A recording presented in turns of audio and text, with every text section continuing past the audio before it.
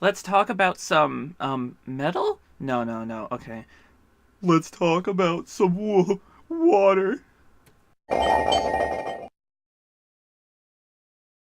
There isn't much to say about Gnorc Nexus, other than it sets the theme of, hey, machinery and water, huh? Huh? Yeah, it's literally just a circle with dragon heads leading to the next worlds. It's also the only world where everything must be done in an order. The reignited version of the stage is a lot better. The smoke effects on the dragons, and all the islands around you, makes it feel so much more industrial than the original. Although the emptiness of the original is really nice too. Screw it, I love them both. Also, you can do this in Reignited. Yeah. I'm skipping the music section because this is just the first bit of Toasty from that stage. It's already part of a song we've heard, so I'm skipping it. So the dragons for this last set of worlds will be rapid fire because all of the dragons are dragons you have already rescued before. I guess the story is they all went to try to defeat Nasty Gnorc after you rescued them, instead of literally asking a child to do it for them. But anyways, almost no dragons have a consistent voice, and it could be really jarring seeing them side to side. I'll use Delbin as the only example because this video is long enough already. Delbin says that you need to reach the end of every Nasty world in order to fight him. All 2 levels. Alright, I will say I like how they are not doubting Spyro anymore, showing a sense of progression, and in Reignited, Delbin still seems worried about Spyro going through these worlds because of his animations. He just seems like he doesn't want Spyro to get hurt, but he knows he needs to let him go because he's the only one that could do it. But anyway, I've spent too long on this tiny hub world. Moving on. Where's Nasty Gnorc? I'll torch him. Keep your horns on, Spyro! You have much to learn first. Do you know what the dragonfly following you is doing? His name is Sparks, and he's helping and protecting you. Keep an eye on him and see what I mean.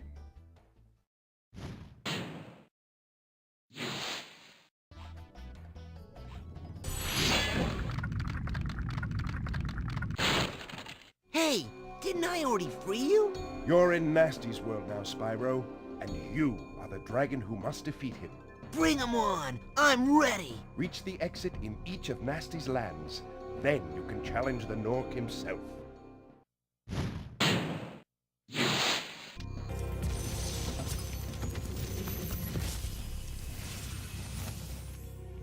Hey, didn't I already free you? You're in Nasty's world now, Spyro. And you are the dragon that must defeat him. Bring him on! I'm ready! Reach the exit in each of Nasty's lands.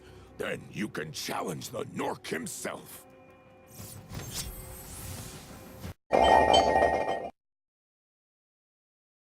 So I'm gonna be honest, I went into the Gnorc Cove ready to dislike it in Reignited Trilogy. I'm not a big fan of the worlds in the original game, because where thematically it's really cool, you know, you exploring all 5 of the magical dragon worlds, you finally get to the end, and it feels like the Nasty worlds just have no magic in them, and it's just machinery. Like, his worlds are devoid of what dragons have, and that's a really cool concept, but I never thought the execution was very good. I mean, the next stage does it a lot better, but it still doesn't compare to Magic Crafters or Beast Makers. Heck, not even Artisans. But Reignited did something beautiful. They changed the lighting to a sunset and added so much detail to the environment that the original game lacked. I mean, I'm sure with the better tech that Toys for Bob has, that Insomniac could have made these worlds just as beautiful, if not more beautiful. But with the limitations, it leaves the original uninteresting and Reignited far better. Not, oh my god, this is the best better, but enough that I don't dislike it. Gnorc Cove is really easy. Just basic platforming that, as long as you check around every corner, you should be able to finish quite easily. One thing to note, however, is that this specific box has multiple ways of breaking it. Either explore and find the key, or hit the metal barrel right next to it. Which is weird, because if you hit the barrel towards it, the key actually disappears on the level, which I didn't get footage of. This isn't even scripted. I just thought of it now. And the enemies are just multiple sized Gnorcs carrying barrels. It's a very simple and easy level, which for one of the final stages isn't very good. I mean, it's still fun, just not, oh shit, this is the final level's fun. So I'll examine all the dragons back to back, just because they are all repeat dragons that I don't need to go over any details with them except their dialogue. So I'm just going to go over everyone and then show them all back to back. The first dragon you see is Latif, the leader of the Dreamweavers. He tells you that Nasty Gnorc is starting to worry about a literal child chasing him. Next you free Thomas and he tells you that he never thought he'd be rescued by a child. And then a Parappa the Rapper reference with a chuckle commences. Like they knew people would immediately get it, so they added the chuckle to be 100% self-aware. And again, this is one of the dragons that I find better in the original just because it sounds more natural when Carlos does the line compared to Tom Kenny. Tom Kenny is like, you gotta believe. It's just so weird. Keep up the good work, Spyro. I expect Nasty's really starting to worry about you. I'd be shaking in my Gnorc boots if I were him.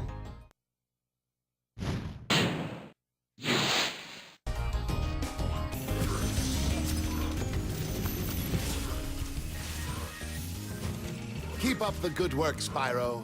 I expect Nasty's really starting to worry about you. I'd be shaking in my Gnorc boots if I were him.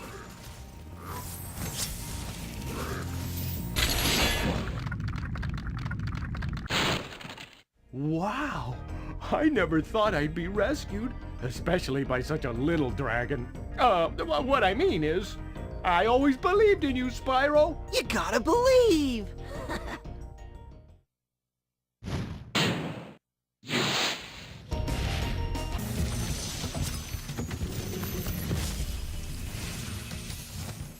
Wow, I never thought I'd be rescued, especially by such a little dragon.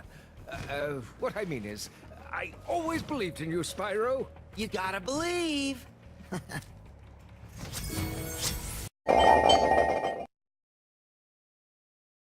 Wow, this song is actually pretty kickin'. This is the last set of worlds in the game, the end of your journey. It only makes sense that it would be hardcore. The original is better because it is consistently badass. Whereas Reignited took a dip in the kiddie pool. It loses its sense of intensity. I mean, it's the second to last world until the final boss. You want to get hyped up. Anyway, the original kills Reignited in this category.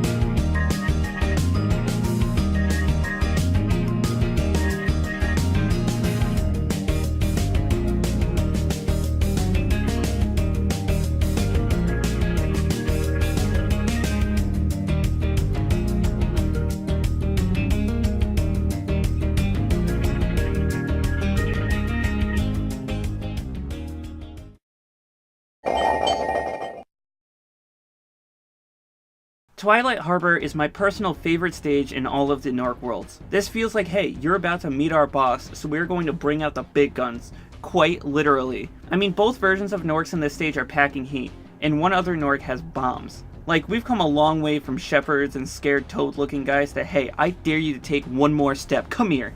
And also, just to say, the stage is a little hard. I don't know, I don't want to be that guy, but it's a little bit hard. It has a cool puzzle where you use this supercharged power up here that, depending on if the bridge is either up or down, you can get to 2 different locations for different collectibles. I mean, it's really a stretch to call it a puzzle, but hey, I like the difficulty, and I love the twilight lighting in both versions. Well, I didn't want to talk about this, but I should at least bring it up. The censorship to this stage. So they replaced the guns with goo guns in Reignited, and where it doesn't change the stage in any way, it does really make the intensity of the stage go down significantly. I don't know, I just don't feel threatened by goo compared to a literal AK-47. I will always prefer the original version of Twilight Harbor because of this, and it is quite a shame. I really wanted Reignited to change things, even if it was a little bit. But if that's what we get, that's what we get. Cosmos says thank you for releasing me Dragon number 12, but Reignited gives him a little more personality with animations and saying rescuing me instead of releasing me. It sounds more characteristic to who they made him in Reignited. Cletus tells you to watch out for Gnorcs with literal machine guns, which is honestly the best advice I've heard all day. Thank you for releasing me.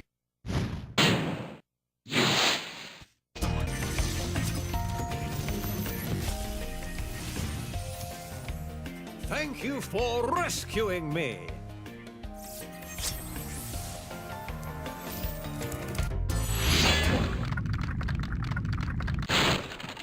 Be on the lookout for Gnorc commandos, Spyro. They better be on the lookout for me.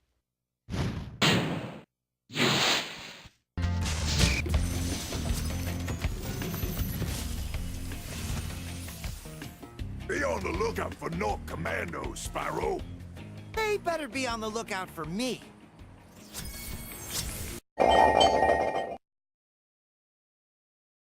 Twilight Harbor is probably my least favorite song in the entirety of Nasty's world. For a stage with real guns and what's supposed to be the final send-off in Spyro the Dragon before you encounter the final boss, Gnasty Gnorc, it's just way too soft. I like the Reignited version better because of instrument choice, but both are way too soft for the difficulty and intensity of Twilight Harbor. I just wish we had something more hardcore, and we know Stuart Copeland could do that. But alas, it's not what we got.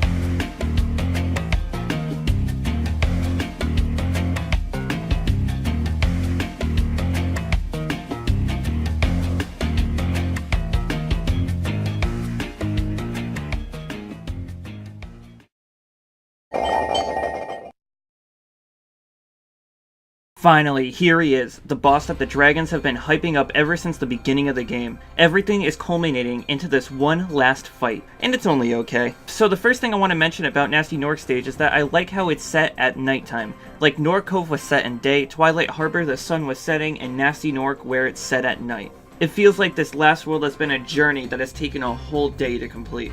Anyway, nerding out aside, the level design is okay. So there is this center room where he shoots at you, and the only way you can go is this part with the egg thief. Kill him, and you get another part with another egg thief. Kill that egg thief, and you finally get to fight Gnasty Gnorc. I mean, well, chase him? Yeah, all you do is follow him around the level. And I will take this time to say that all the added effects of the smoke in this section, and steam from the pipes, and overall lighting and effects of everything makes the reignited version of Gnasty Gnorc an absolute joy to look at.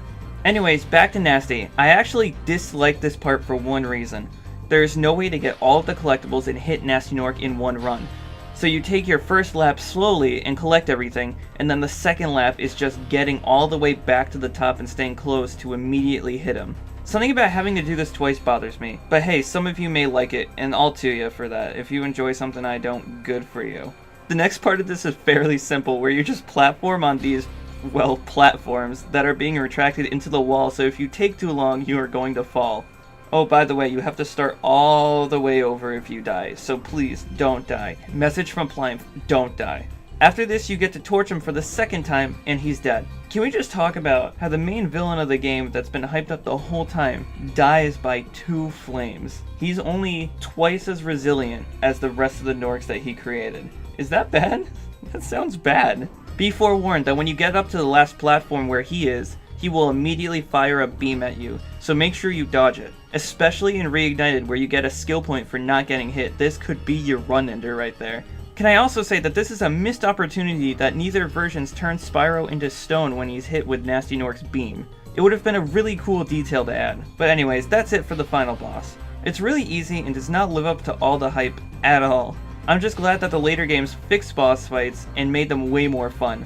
There's no dragon, so we'll go straight to the music. Just saying we are skipping the credits for now just because they play twice, once here and once after the bonus world. Yes, they are different, but they share the same concept, so it's fair. Anyways, moving on!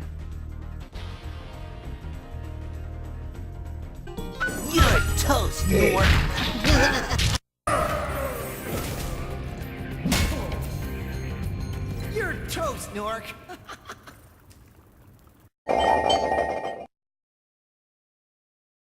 Gnasty Gnorc has a pretty good song. It's high-paced and really prepares you for the upcoming fight. Reignited falters a little bit, because this is the last song you want to start sounding on the softer side. The more high-impact version of the original just triumphs overall. For the most part, Reignited seems to make a lot of the music softer in the original game. I don't know why, because this is like a final boss and all the final stages, just why would you make them soft? They're not terrible, I'd still listen to them, but the high energy version of the original is just way better in my opinion.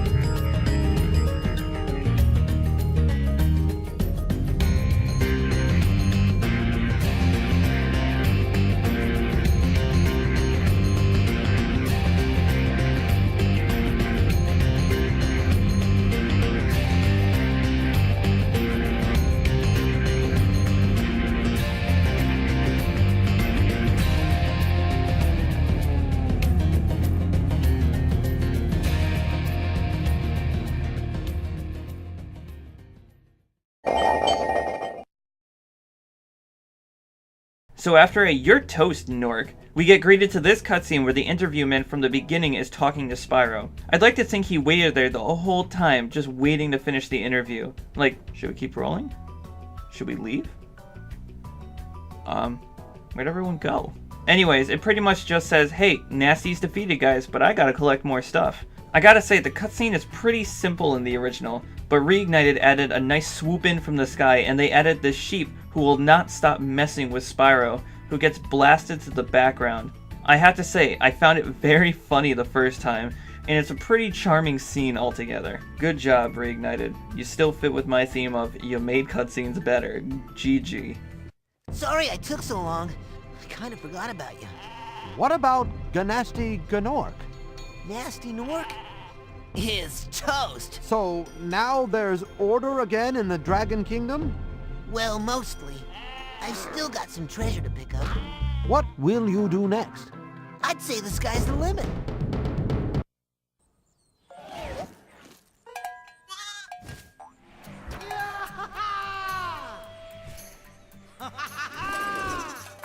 Sorry I took so long. Almost forgot about you guys. What about Gnasty Gnorc? Nasty Gnorc is toast.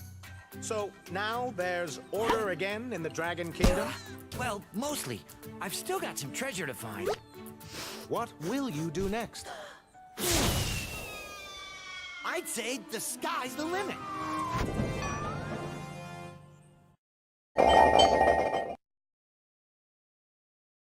The credits themselves are pretty nice. The song and theme of each game is exactly the same when it comes to the credits. Spyro 1, 2, 3, and Reignited all use the same song. In the original games, the song is consistent and goes through each world of their respective games. In Spyro 1, having half the worlds before Nasty's loot and the other half when you complete Nasty's loot. I like them because it really shows you like, yeah, you've come this far in your journey. Look at everywhere you've been. Reignited has some beautifully drawn concept art, but it really drops the ball when it comes to the actual credits. There is not enough images to coincide with the credits. The last chunk of the credits are bland and boring. Plus, the Reignited versions of Spyro 2 and 3 all shared the same credits. So even though the dragons aren't in Spyro 2 or 3 that much, they are who you get. It's just a missed opportunity, and I hope it patches out in some patch later down the line.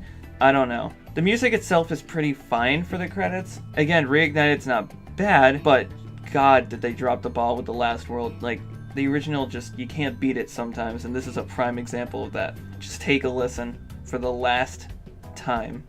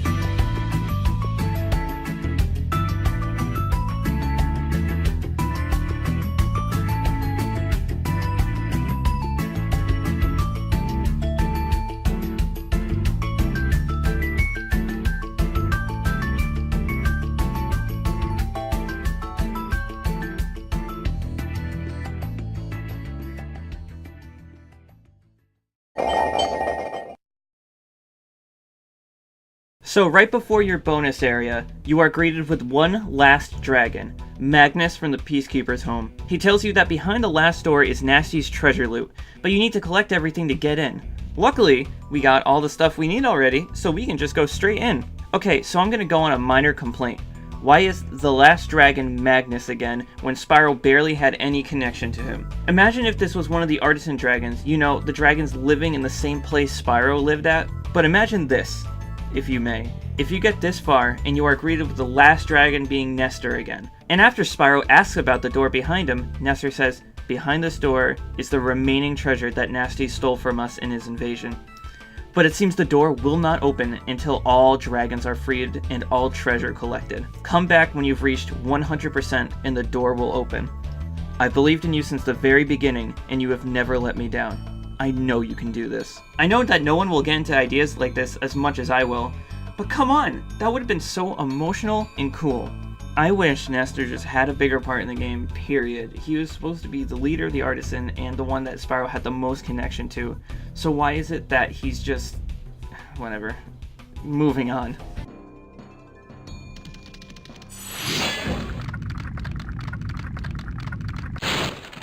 Nasty's ancient history now. So, what's in there? I believe this is Nasty's treasure hoard. But the gate will not open until you have found everything in the Dragon Kingdom. Come back when you have reached 100%.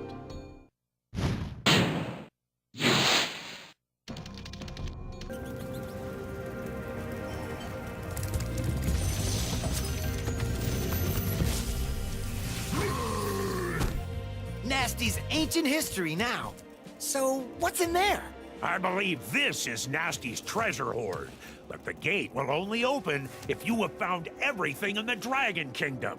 Come back when you have reached 100%.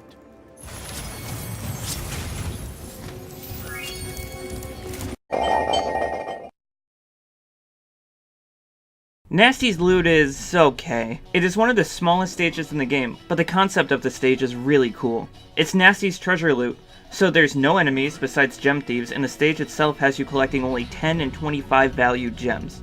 And the stage gives you unlimited flying. I love the green skybox, even though you don't see it in the stage that well, and I also love how instead of having long distances to travel on foot, you instead traverse the stage upwards. Every time you defeat a thief, you can unlock these doors. The higher up in the stage you go, the higher Spyro can fly up, even if you fall down. It makes traversing the stage so easy, and finding everything just a joy. The only thing I will say is that this treasure hoard isn't very interesting to look at. Apart from the lava section, it's just some buildings and green ooze, not much else. Also, this flying gem thief can dolphin dive onto a highway because my god is he annoying, even if Reignited made him easier to catch. Speaking of Reignited, I don't know why I didn't get footage of this, but the actual vault was made a lot more interesting to look at. Just with all the pictures and motivational posters and there actually being a vault door this time, it just makes it a more fleshed out location. Sadly, I don't think Nasty's loot is great, but it is an okay end stage to a fantastic game. And honestly, the best end stage in the entire series. Finally, the last time I could make myself sound like an idiot while talking about the music. My opinion on this is pretty much exactly the same as the last one. This is the last stage in the game. Why did Reignited make it sound so soft in comparison? This is it. Finally your journey is coming to an end. It's supposed to be hardcore.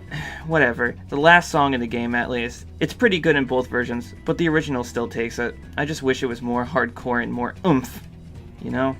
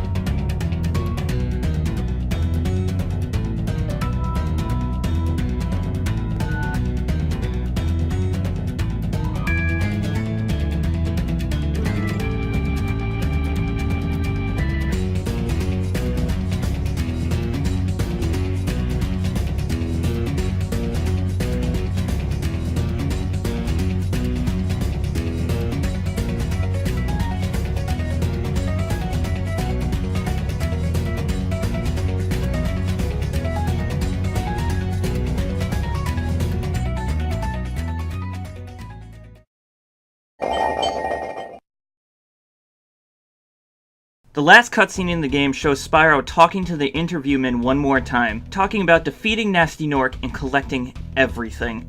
Also, can someone please explain the minion joke to me, because I just don't understand it. It's so freaking confusing to me. What's a minion? Spyro compliments Nasty Gnorc at the end of the cutscene, to which Nasty freezes everyone again. You just can't please everyone, can you? And finally, after all of that, the final credits roll, showing the other half of the stages we didn't see before. Or in Reignited, it could just play the same credits again with the same artwork. That's fine.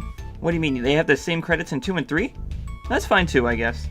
It's nice artwork, but still bland. The last cutscene may be a little simple, but this is a platformer with emphasis on gameplay and not story. So I am 100% okay with this send-off. It's a nice, innocent, and charming send-off, fitting for Spyro the Dragon. Spyro the Dragon, you've defeated Gnasty Gnorc, collected the dragon eggs, saved all the dragons, and recovered every bit of treasure in the Dragon Kingdom. How do you feel? I feel fired up, Bob. And I'm happy for the Dragon World, of course. I certainly wouldn't want to spend the rest of my Dragon days butting heads with Nasty Gnorc and his weird minions. What's a minion? Never mind. You know what they say. For every good battle, you need a good adversary. And I felt that Nasty, in spite of his misguided nature, was a worthy opponent. Uh-oh. Here we go again! Spyro the Dragon, you defeated Gnasty Gnorc, collected the dragon eggs, saved all the dragons, and recovered every bit of treasure in the Dragon Kingdom. How do you feel? I feel fired up, Bob. And I'm happy for the Dragon World, of course. I certainly wouldn't want to spend the rest of my Dragon days butting heads with Nasty Gnorc and his weird minions. What's a minion? Never mind. You know what they say. For every good battle, you need a good adversary. And I felt that Nasty, in spite of his misguided nature, was a worthy opponent. Uh-oh. Here we go again!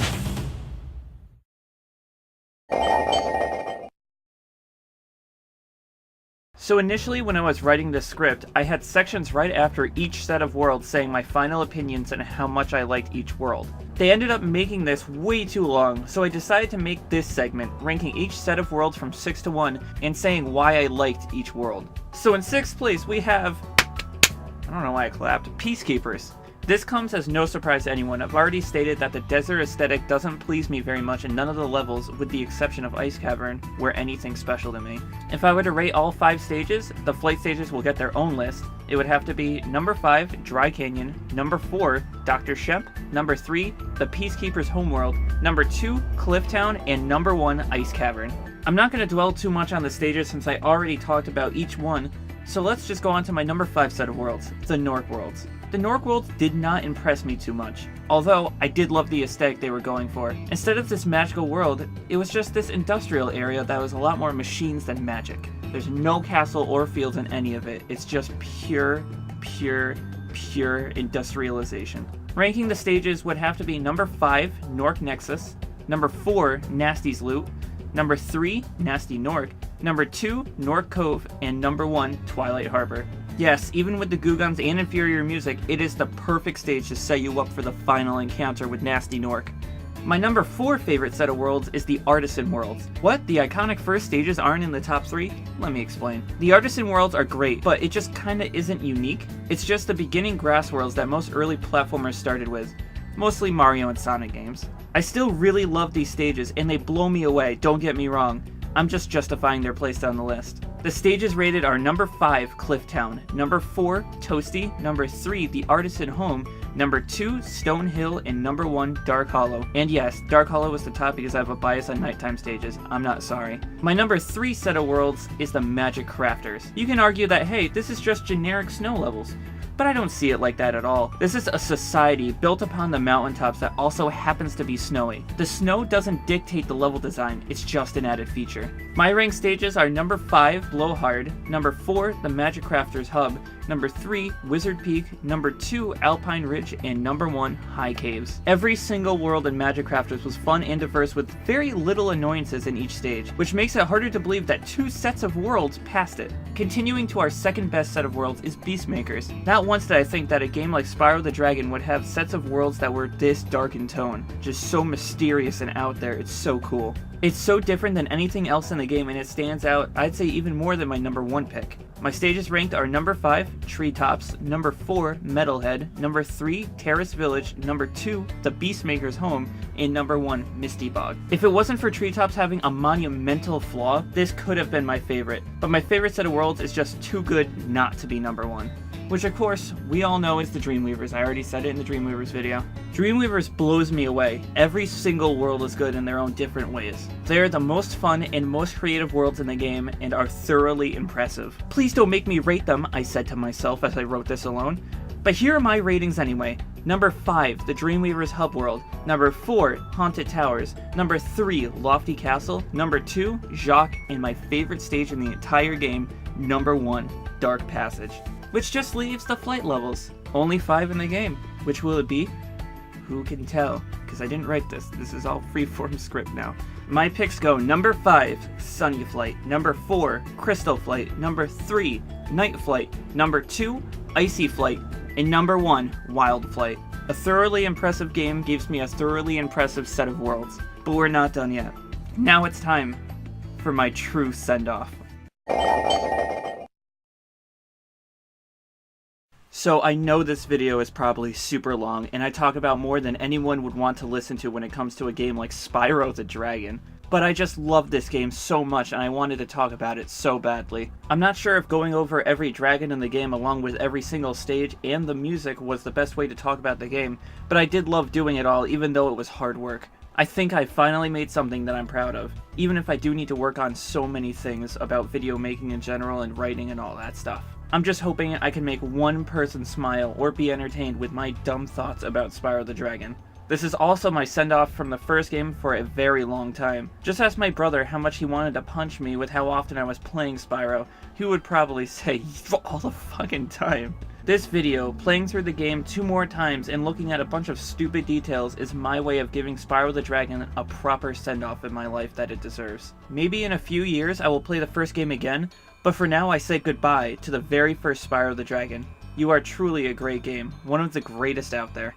But there are so many good games to explore. You already know I'm going to Spyro 2 eventually because it's called Trilogy in the playlist and I like doing things in threes. But I'm not doing Spyro 2 immediately. There are 2 videos I wanted to make before that, but I do promise that I will go back to this lovable purple dragon again. Hopefully in the next couple of months. Okay, I need to stop rambling. I hope you enjoyed. This video is long enough.